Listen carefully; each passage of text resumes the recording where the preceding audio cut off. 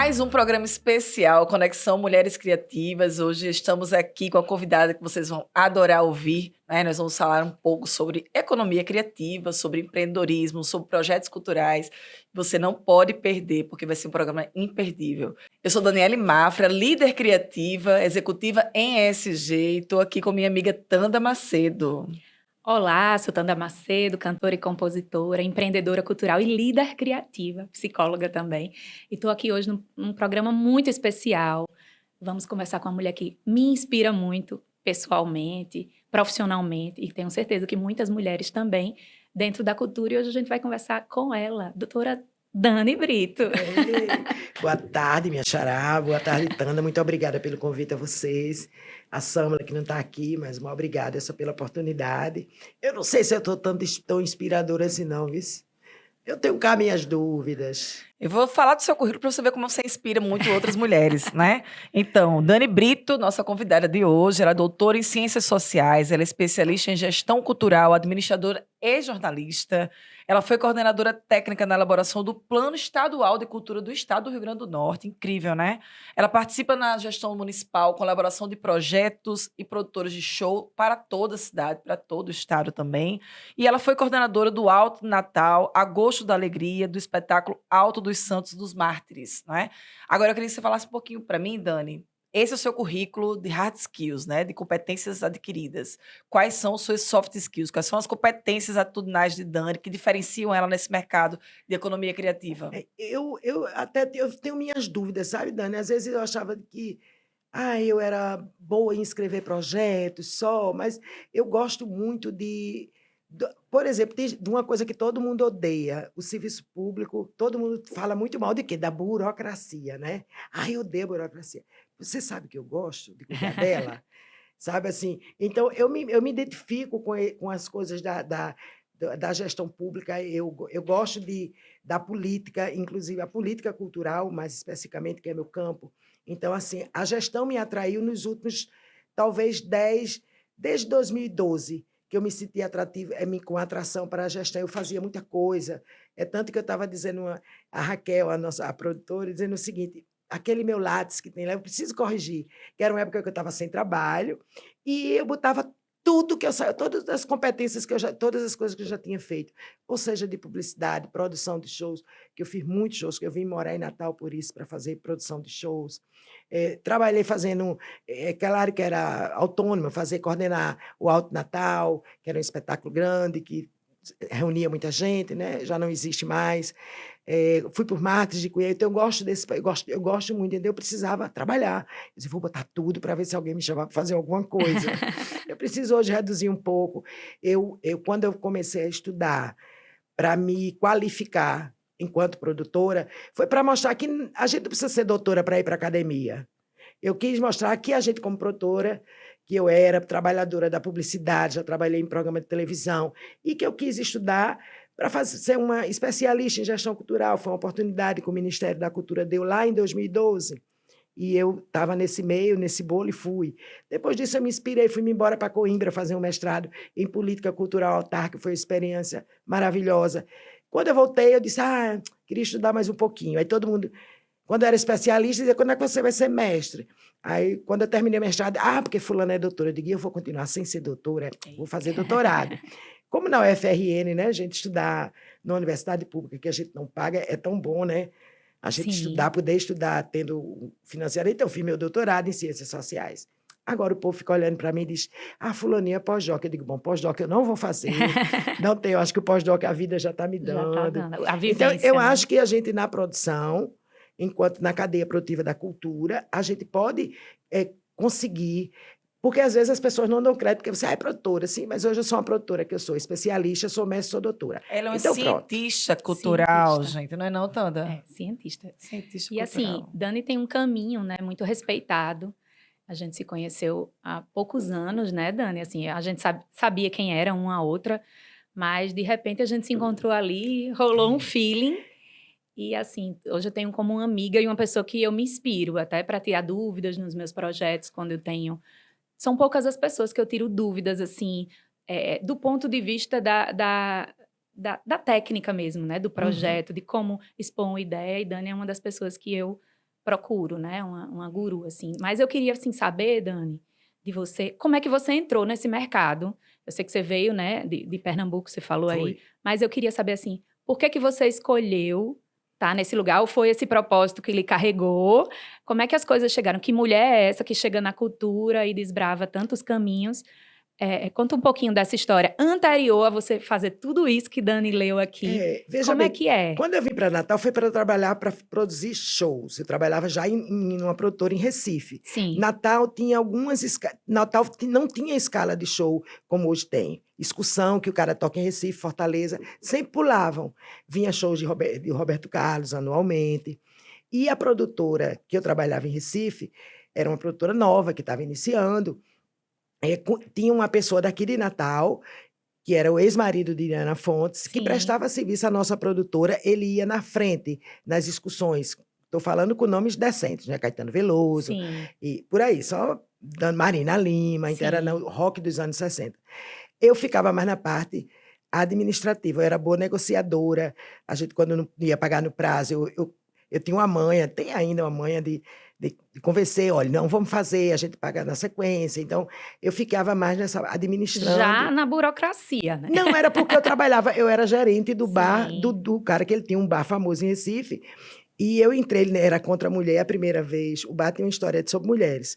Era o garçom mais antigo, quando saía, ele indicava a próxima pessoa que ele deveria achar que era gerente. Era uma tradição do bar, era um bar bem socialista. Era o Depois do Escuro. Era bombado. E eu trabalhava lá no bar como garçonete. A primeira oportunidade que um gerente saiu, foi morar em Morro de São Paulo, disse: Daniela, a garçonete mais velha. Aí ele disse: não, mulher não consegue encarar à noite, madrugada, o bar ficava até de manhã. Não, agora não era. Aí eu não me aceitou. 6 meses depois, esse mesmo gerente, outro rapaz, um homem, assumiu meu lugar. Ele teve que me aturar, porque todos os outros eram novatos.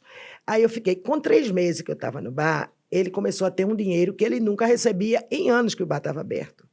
Quando você vai num bar, era um bar de comanda, você fica um troco, né? 10 centavos, hoje real, eu nem me lembro mal a moeda qual era. E sempre ficou. E que eu muito honesta, quer dizer, inocente, talvez, não sei se honesto ou inocente.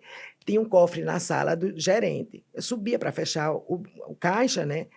E toda a sobra, aquela quebra do caixa que se chama, o troco que o cliente deixa, não sei o que lá, eu juntava e botava no cofre, porque o gerente do dia ia conferir as comandas, o dinheiro do bar e a quebra. E eu deixava não tinha computador na época, né? No livro. Ele começou a ver esse Aí dinheiro. ele começou a dizer que danado de mim, que gerente é essa que começou a me dar um dinheiro que eu nunca recebia.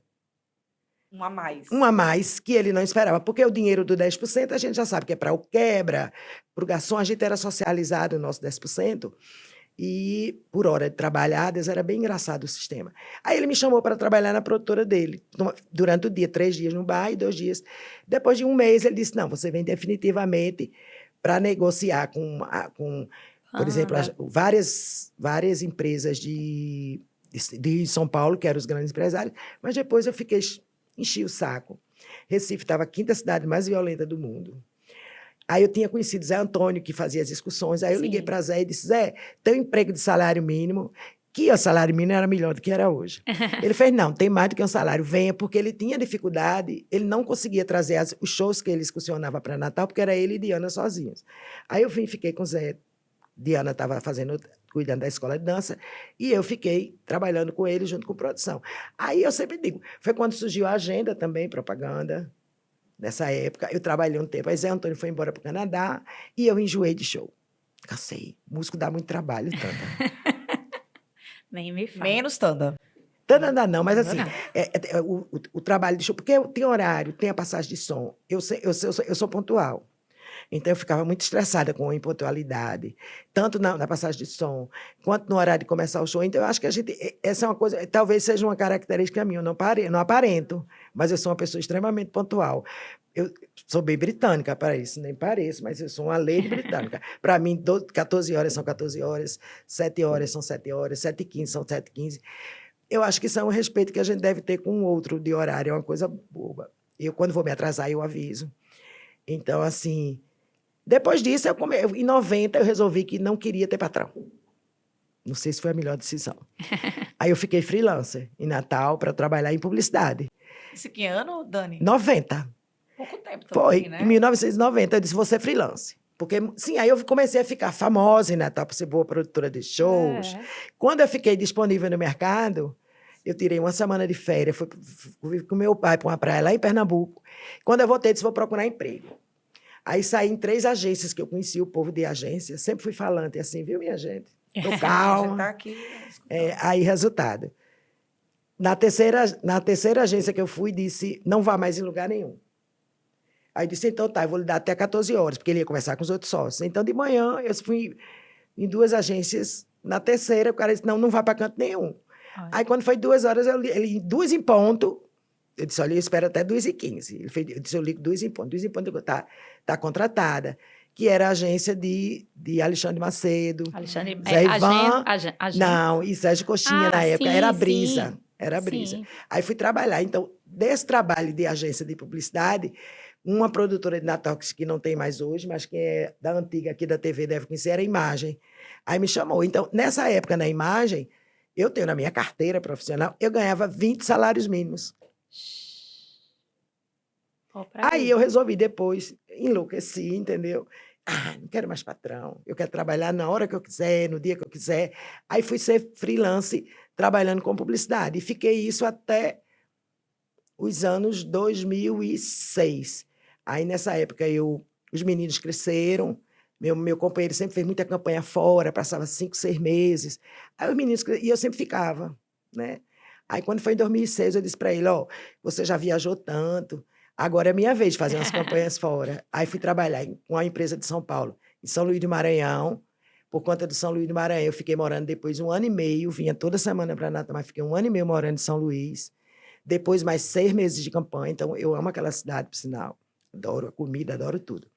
Depois trabalhei em Manaus, Alagoas, Rio Grande do Sul, Porto Alegre. Então, eu passei uns anos fazendo isso. Era bom, eu ficava longe dos meus filhos, mas eu também não fiquei. Aí meu marido segurava a onda, porque eu não segurei a vida dele a vida inteira. Sim. Tana, agora é um momento especial que Tana vai citar um pouco os nossos patrocinadores, né? E falar do que a gente tem aí, de tanta gente boa apoiando a gente. Vamos aproveitar e agradecer aos nossos patrocinadores, a quem acredita no Conexão Cast, no Conexão Mulheres Criativas, que é Governo do Estado, Fundação José Augusto, Lei Câmara Cascudo, Esterbom, Prefeitura do Natal, Programa de Djalma Maranhão, Unimed, Consórcio Eldorado e o apoio da Fierne, Empodera Academy, Instituto de Radiologia, Harmony Harris e o Boticário e Caves Priorato. Está aumentando, e se você também quiser ajudar, apoiar essas mulheres que trazem muitas mulheres para inspirar outras mulheres, estamos aqui esperando você para apoiar nosso projeto, não é não, Dani? Com certeza. A gente teve um momento muito especial aqui, além de agradecer aos nossos patrocinadores, de receber essa mulher incrível, Dani Brito, e de emocionar a gente também, Dani. É muito bom quando a gente se emociona com mulheres que inspiram a gente. Você verdadeiramente nos inspira, e a gente sabe do seu coração, né, os desafios que é. Eu costumo dizer que na carreira de uma mulher, sem minimizar os nossos desafios, não foi, não é, e há uma perspectiva de curto ou de médio prazo que não será fácil, né? A gente precisa superar muita coisa sempre, né? Mas qual é, assim, um encaminhamento que você pode dar para mulheres em início de carreira como produtoras culturais, né? Como é que eu posso entrar nesse mercado da produção cultural? Profissionalismo, resiliência, né? É uma palavra nova, contemporânea, mas a gente, por mais que diga, a gente evoluiu, a mulher está conquistando, a gente conquistou espaço, sim. Na área da cultura, a gente tem muita mulher trabalhando, sim. Mas, às vezes, a gente não ganha a mesma coisa que o homem, tá? Talvez um diretor ganhe mais do que uma diretora. Eu acho que produtor não, porque produtora é um talento muito feminino. Eu acho um talento muito feminino. Eu conheço alguns homens produtores, mas eles não são comparáveis com mulheres. As mulheres como produtoras, a gente não sei se... A gente tem uma noção de tudo, né? A gente não vê... Eu acho que, às vezes, aquela coisa de ver um pedacinho, a produção precisa ter um olhar grande, né? Eu estou vendo todas as madeiras, todas aquelas coisas, mas depois eu quero ver aquela... Então, a gente tem uma noção de espaço melhor cenográfico, eu acho. Perfeito. A gente vai no detalhe, a gente está pensando na roupa que vem depois da apresentadora, se tiver um segundo programa. Então, eu acho que na produção, eu acho que só olho meninos, mas eu acho que é uma carreira muito, muito para as mulheres, pelas competências nossas de domínio, não é porque a gente é feminina, porque a gente é mãe. Não, é porque a gente tem noção de espaço melhor, na minha opinião, enquanto produtoras. Senso estético, né? Estético, de dizer, Isso. assim, de dizer um bom gosto, dizer essa cor de cadeira, por esse sinal, muito linda, né? A cadeira é muito bonita. Então, isso. E as mulheres gostam mais de aprender também. Perfeito. Né? Quando a gente aprende mais, quando a gente gosta de ver, às vezes, revistas de... Eu adoro ver revista. Né? A cor Pantone, né? A gente sabe o que é que vem atrás da cor Pantone. Mas todo ano, por mais que eu saiba do que significa a paleta Pantone todos os anos, né? O domínio global que isso traz para a marca em si. Mas é bom a gente saber, né, qual é a cozinha que combina com... Porque isso, na produção, vai para tudo. Uma mulher produtora vai fazer compras no supermercado, ela vai fazendo até... Já pensando no futuro. Eu, quando era produtora, eu sempre dizia assim, produtor bom precisava, na minha época, viu, meninas, de um fax e um telefone. Depois foi evoluindo, era uma agenda eletrônica. Hoje é um bom zap, né, uma boa agenda. E a gente, às vezes... Eu, por exemplo, me via muitas vezes fazendo pequenas anotações, dizer, uma coisa que eu vou precisar um dia. Então, a gente sempre está pensando lá na frente. Às vezes eu tinha dificuldade, eu quero uma balança, não sei das quantas, no caso de uma publicidade. Aqui nesse espaço aqui, onde eu hoje era uma grande produtora aqui de Natal, e eu trabalhei muito por aqui, que era Cabo Gitec. Olha só! Aí era diferente, mas era aqui, dessa mesma casa. Então, a gente, às vezes, anotava na agenda, você vê, por exemplo, o figurino que você poderia usar no próximo show. Já está né? enxergando Já além, faz, né? A gente sempre tem uma... A gente se poupa, né? Assim, de certa forma, isso poupa seu trabalho. Você vai acumulando cargas, conhecimento de pessoas, né? Uma produtora de um programa como esse, ela precisa, sim, de uma boa agenda, ela precisa saber lidar. A gente tem que ser educada, gentil com as pessoas. Eu sou briguenta, mas não sou mal educada. Sou briguenta, admito. Você é firme, Dani. É como o Dani fala muito, assim, em algumas palestras que eu vi, você falando que é porque o mundo precisa, né, dessas competências. E na economia criativa, nesse eixo aí que é a produção executiva, a produção cultural, a produção do show, esse feminino tem uma importância muito grande, né? Quando a gente vê uma figura feminina, muito embora os desafios que você fala, né, da diferença de valores que a gente recebe, a gente sabe disso, mas da gente poder impor respeito às pessoas, porque por ser mulher, você tá ali num palco e tem que dizer que a passagem de som é naquele horário, e às vezes os músicos, por a gente ser mulher, eu como comecei muito nova, com 17 anos, eu tinha que, né, ser braba também, porque ninguém respeitava. Talvez então, tenha sido isso. Talvez eu tenha meu... Quer dizer, não, eu acho seja que... Sempre... um mecanismo de defesa. Não sei não. Eu não me poupo disso, não. Eu acho que eu já era assim desde pequena. Mas a gente está sempre assim, tendo que impor respeito, por exemplo, né? quando eu cheguei em São Luís, Maranhão, a primeira vez, eu cheguei lá, estava um caos, era uma campanha, eu fui chamada assim, já estava a equipe quase montada. Quando eu cheguei lá, as pessoas não tinham computadores ainda. Natal era uma cidade bem adiantada em algumas coisas. Isso em 2006, Natal já tinha empresas que alugavam computadores, tudo. Em São Luís, não, eu não conseguia. E o povo não tinha o que escrever. Não tinha, só tinha 1 ou 2 computadores e a equipe de precisando, redator. Eu fui o quê? Eu fui lá para a Rua Grande, eu amo aquela cidade. Lembra quando o governo Lula, o primeiro governo Lula, que teve que ele deu uma baixa no equipamento, que tinha computadores de R$1.000? Eu disse, incentivo, né, liguei para São Paulo, disse, posso gastar 10 mil de computador? Pode, você manda o menino da arte, que precisava ser um puta computador? Não, a gente está mandando. Então tá, vou comprar 10 que use o Word, porque eu estou precisando de redator de trabalhar.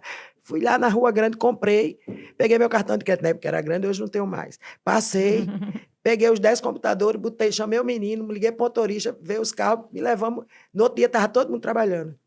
Então, assim, nessa época de você comandar, tomar conta, né, como produtora, liderar, né, montar uma estrutura de almoço para 60 pessoas. Hoje não tem muitas campanhas que traz gente de fora, mas eram 60 pessoas vindo de vários lugares do Brasil que tinha que cuidar eu era meio manzona, mas assim, resolve a comida, resolve onde vai lavar roupa mais barato para eles poderem não gastar tanto, mas depois no dia a dia eu tinha que cuidar do programa de televisão. Então, Do conteúdo, eu né? tinha que deixar as pessoas já resolvidas nas suas vidas, nos seus lugares, para poder me dedicar ao que vai para a telinha. O que vai para a telinha não é saber se a roupa foi lavada, era o programa aqui em si. Então, a gente às vezes tem que ser firme. Mas também, Firme, por outro lado, tinha alguns empresários que me contratavam aqui que me chamavam de que eu era presidente da CUT. Eu nunca tive um aumento se eu não conseguisse aumento para meus colegas. Aí você é sempre presidente da CUT. Eu digo, claro, eu estou trabalhando, o que é que adianta eu ganhar um aumento e o maquinista não também ter o aumento dele? De A gente, pensar no todo, né? né, Em todo pensar mundo. assim, então eu sempre... Ubuntu, né? Eu- Eu sou É. porque nós somos, Nós né? somos, É. então assim... Aí ele dizia, lá vem a presidente da CUT. E eu adorava que ele me chamasse, não achava Pode ruim, chamar não. assim agora. Presidente da CUT. Claro, eu reivindicava às vezes quando trabalhava, mas Maravilhoso. você e seu marido... Não, o aumento do meu marido é um, o meu aumento é outro. Né? Não pode somar, né, Dani? Às vezes eu trabalhei muitos anos com meu marido junto, então, às vezes alguém queria somar. Eu digo, epá, peraí, o dinheiro dele é dele, o meu é meu, porque a gente faz coisas diferentes. Apesar de eu mandar Ai, dinheiro Dani, dele... fala sobre isso, então, como é trabalhar com o marido com o mesmo projeto, assim, com coisas similares, assim. Porque Às eu trabalhei com é, meu marido em projetos parecidos, assim, mas aí a gente às quebrou a vezes, sociedade, ele foi fazer assim, outra coisa e eu outra também. e às vezes era um momento, é complicado, né? Porque às vezes o marido e a mulher, ele pede mais, ele exige mais de mim. Mas eu acho que ele fica, talvez seja ele pensando que alguém, ele nunca me poupou. Eu digo assim, eu vejo você poupando. Hoje em dia eu vejo ele passando a mão quando a produtora não conseguiu a roupa que ele queria, da cor que ele queria. Aí eu digo, comigo eu tinha que virar Natal de cabeça para baixo, ele nunca abria mão. Eu me lembro que num domingo, uma vez, queria fazer um painel mais ou menos desse tamanho, era uma tapadeira, e ele queria dava mais ou menos 900 rosas vermelhas e alguma amarela. Era para o PSB. E eu tive que sair dentro de Natal, no domingo de manhã, por quê? Que era uma campanha de Vilma, no primeiro turno, ela tinha a campanha com pouco dinheiro, a equipe era pequena, eu só tinha, a rosa custava R$ 1, eu me lembro como se fosse hoje. E eu tinha esses 900, a produção tinha esses 900, e eu saí comprando em todas as lojas que abriam na época, aqui na Vizinho Bradesco tinha uma, no Sim. Mercado de Petrópolis tinha uma floricultura, o que eu consegui pegar para botar, por quê? Porque Vilma ia para Pau dos Ferros e não voltava, porque não tinha avião para ir para votar, então ela tinha que gravar às 9 da manhã antes de viajar para o interior, que só voltava no outro dia. Mas ele sempre foi muito duro, mas em compensação, e trabalhar com ele, eu também sei o que ele pensa, um pouco do que ele pensa.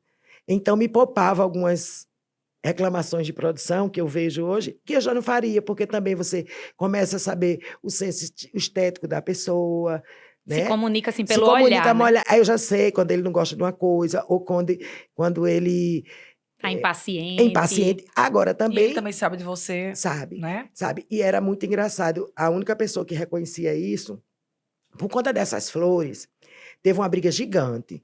E ele tinha que gravar na casa da candidata, lá em Petrópolis. E uma das filhas dela soube, porque ela ligou, eu sou chorona, mas chorando com o trabalho eu não sou. Eu me emociono, mas não sou trabalho não me faz chorar. Eu gosto de trabalhar. Aí ela chegava no estúdio e fazia assim, era tão engraçado, Dani. Ela sabendo que eu estava com um ódio dele. Aí ela fazia, eu acho tão bonito o amor de vocês. Para amaciar, sabendo que eu estava com muita raiva, mas aí era o trabalho, né? Eu gostava muito de fazer, eu gosto muito de trabalhar política, é bom, é quente, é uma coisa boa. Não tenho saudades, não quero fazer de novo, mas que era muito bom. Foi uma época que passou. Eu agora me volto para projetos, eu gosto de elaborar projetos, embora que tem gente que acha que elaborar projeto é dizer, Daniela, eu quero que você faça isso, né? Não é isso. Você não pode criar projetos. Eu não crio projetos. Se eu criar projetos, são para mim, pessoais, os meus. Porque aí eu vou pensá-los. Quando alguém vai chegar para você, precisa dizer o que você quer. Precisa você pensar onde é que você quer chegar. Você não pode adivinhar projeto. A gente sempre tem que ter uma conversa. Alguém tem que dizer alguma coisa, né? Às vezes tem gente que pensa que você cria projeto, faça um projeto tal e dá Sobre assim, isso, pá. Dá o seu CPF, seu CPJ e diga, eu pode quero fazer escrever. isso. Chat GPT. Né? Então, assim, aí você bota ChatGPT, É ele, que faz. e ele faz. O bom é isso, né? Porque o projeto é um sonho de outra pessoa, né? Quando você...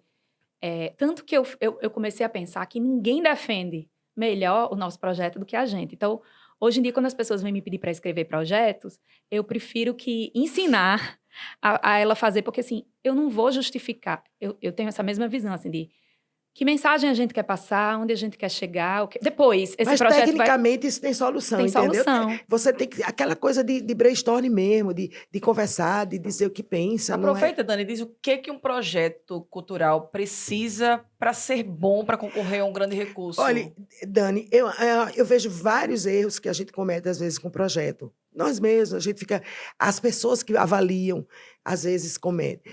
Eu sempre digo: projeto tem começo, meio e fim. Ponto.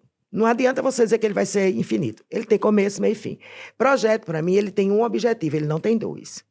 Ele pode ter 10 específicos, mas o objetivo ele vai ser só um. Então, eu vivo brigando às vezes, a pessoa, meu projeto. Não, o projeto é um. Aí você tem que encontrar. Isso foi um curso que a Fundação Getúlio Vargas deu aqui uma vez e disse assim: você quer fazer um projeto de gravação de um disco. E você bota lá em outras coisas, e você esquece que você quer divulgar o disco. Então, se você não bota a palavra certa, você vai gravar e vai deixar ele na gaveta. Eu posso entender que você quer Tá gravar, só gravando. gravou e guardou. Mas se eu digo que eu quero divulgar um disco com minhas composições, significa outras etapas, inclusive que eu posso colocar no orçamento. Sim. Perfeito. Porque se eu vou dizer que eu vou só gravar, por que eu estou botando a divulgação? Por que eu vou pagar assessoria de imprensa se eu disse que só ia gravar? Então, às vezes são nuances do projeto que a gente deixa de colocar, né? E às vezes, na prática, as pessoas não querem isso também, né? Eu fiz participei agora de um processo seletivo, não fomos contemplados ainda, mas foi muito inspirador. Era um edital complexo. E quando a gente pega um edital complexo, é bom, porque você pode desenvolver. Às vezes o projeto também é muito curto que pedem. Às vezes as pessoas pedem 10 linhas ou 20 linhas. Eu não estou dizendo que é muito nem é pouco. Às vezes 20 é pouco e às vezes não é. Tá certo? Às vezes 10 é excesso. Quando você não sabe o que dizer, 10 é até excesso. Perfeito. Não é? Às vezes Porque 10 às vezes as pessoas nem sabem exatamente o que elas querem, não é a né? quantidade de linha que vai te dizer o que você tá bom. Agora, claro, é um espaço que se diz para delimitar, porque às vezes tem gente que vai falar, quer fazer um monólogo. A proposta dele é apresentar um monólogo. Aí vai falar lá do Teatro Romano, na justificativa, né? Então, assim, eu não gosto Não dessa precisa. justificativa que vai buscar lá o Teatro Romano, como é que foi, aí depois passa vai pelo grego, para você dizer que é um monólogo. Então, a gente precisa ser mais sucinto. As técnicas. As técnicas, aquelas coisas. Às vezes são aquelas coisas básicas, né? O que, aonde, por quê, né? É aquelas 5 S que a gente faz, às vezes a gente fica cansado, a gente está. Então, o projeto, para mim, é isso, mas ele precisa ser dito o que é que a pessoa quer. Você não. Eu não claro, vejo, né? eu não vejo, eu sofro quando a pessoa diz, eu quero que você faça projeto para mim.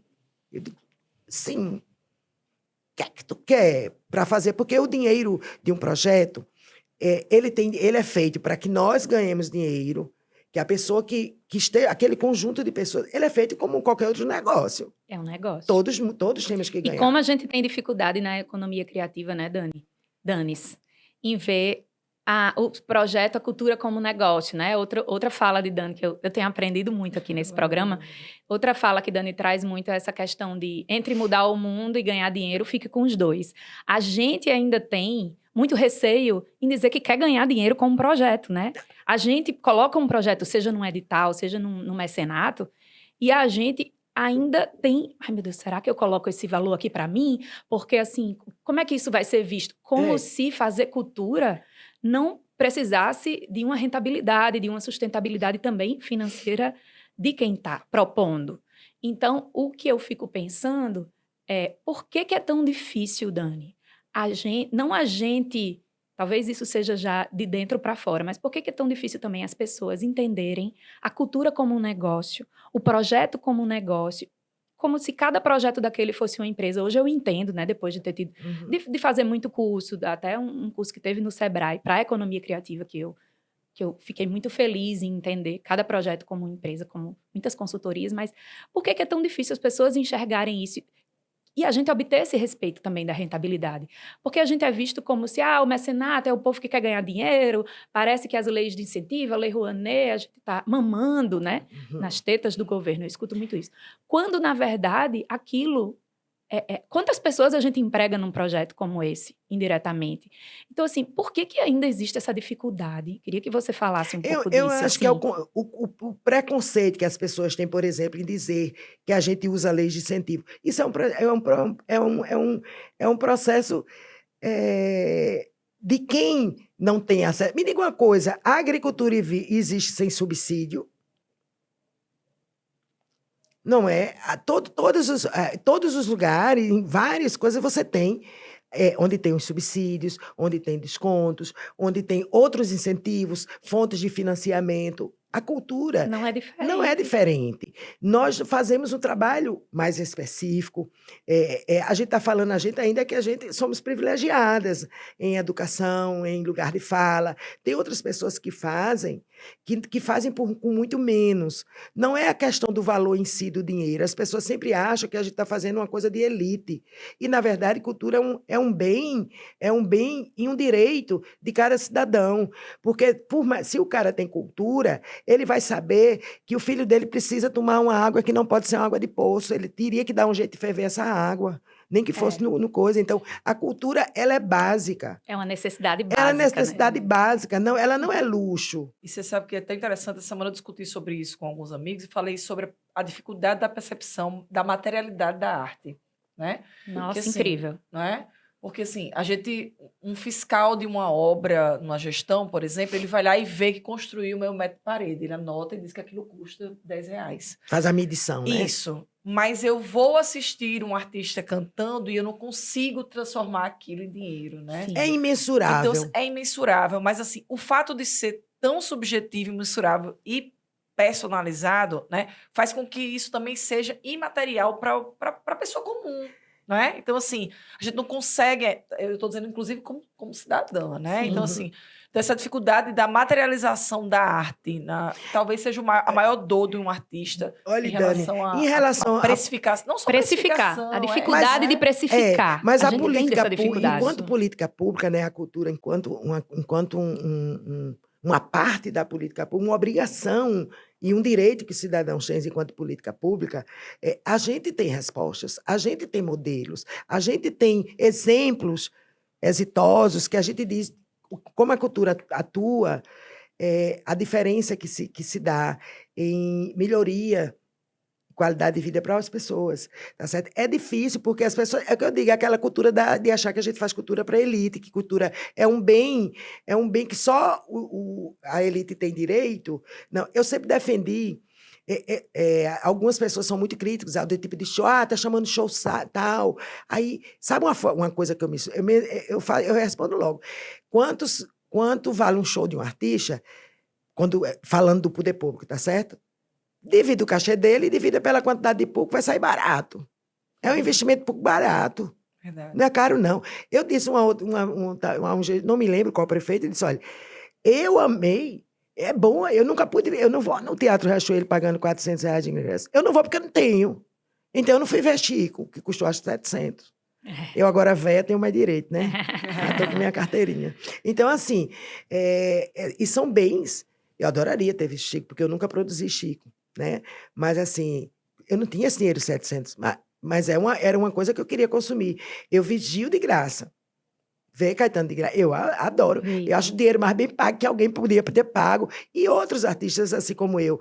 Porque também é muito elitista dizer o que é cultura e o que não é cultura, né? Aham. A gente tem mania de dizer que isso é cultura. Rotular, que né? história. É. Tudo é cultura.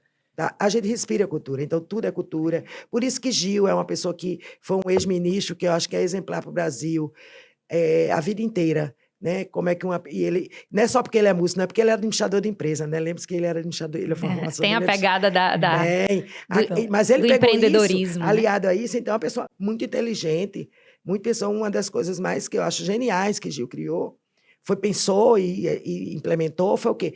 Pontos de cultura. Quer dizer, não precisava o Ministério ter prédio, né? não precisava de pagar aluguel, energia, né? Aquela pessoa que está fazendo cultura no seu espaço, na sua casa, algumas vezes, na sua garagem, no seu terreiro. Sim. E essa pessoa ser reconhecida e está fazendo cultura e tem um link com o Ministério. Isso é uma coisa muito importante. Foi uma política muito importante que se perdeu, claro, como outro, mas volta-se. Mas foi uma coisa muito importante. Ver a E cultura veio como... da gestão. E ver a cultura como isso que a gente falou, né? Como necessidade básica. Básica, como Foi necessidade isso que a básica. gente aprendeu e vem aprendendo ao longo desses hoje, anos. a gente tem, e é um artigo que está na Constituição, 215 e 216. 215 e 215A. É um direito, tá certo? É um direito. A gente é tanto quanto os direitos humanos, ele é direito. Ele está é garantido pela Constituição. É desrespeitado? Sim. É desrespeitado? Sim. As pessoas ignoram? Sim. Tá certo? Mas, num futuro, se trabalha, eu acho que todo mundo que está ou na gestão ou não, seus contemporâneos, os meus, nós tivemos lutas diferentes nos anos 90, nos anos 2000. A luta que as pessoas mais jovens enfrentam são outras dificuldades ou outras facilidades. Mas todo mundo que trabalha com cultura, ele quer viver e trabalhar. Ele quer sobreviver, viver bem, porque todo mundo tem direito a ter dignidade, ter sua casa, ter dinheiro para tomar sua cerveja, ou não tomar sua cerveja, tomar seu chá. Ter direito. Então, alguém trabalha para não ter o bem-estar? Não. Então. Dani, a disso. gente conversaria 1 hora, 2 horas, 3 dias, 1 semana, 1 ano com você. Você sabe disso, né? Para nós foi um grande prazer ter você Muito aqui. obrigada. Né? Tanda quer fazer um agradecimento novamente aos nossos patrocinadores e a Dani também por estar primeiro, aqui. assim, falar, né, a Dani, da minha alegria em tê-la como colega de trabalho e como amiga e como conselheira. Mas dizer que é uma honra a gente ter você para se inspirar, sabe, Dani? Porque é muito difícil. Eu senti sua emoção daqui, porque a gente sabe dos desafios que é não só ser mulher, mas estar à frente de grandes empreendimentos culturais, porque é o que a gente faz, e fazer bem feito, né?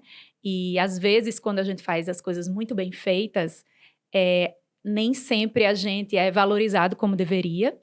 E nem sempre a gente... às vezes a gente é passado como chato, né? Como arengueiro, como você falou. Mas, assim, eu me vejo muito em você, assim.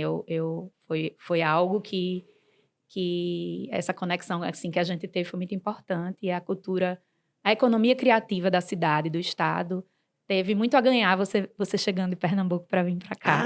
Mas eu tenho Nem vontade de você voltar. sabe. Nem você sabe o quanto...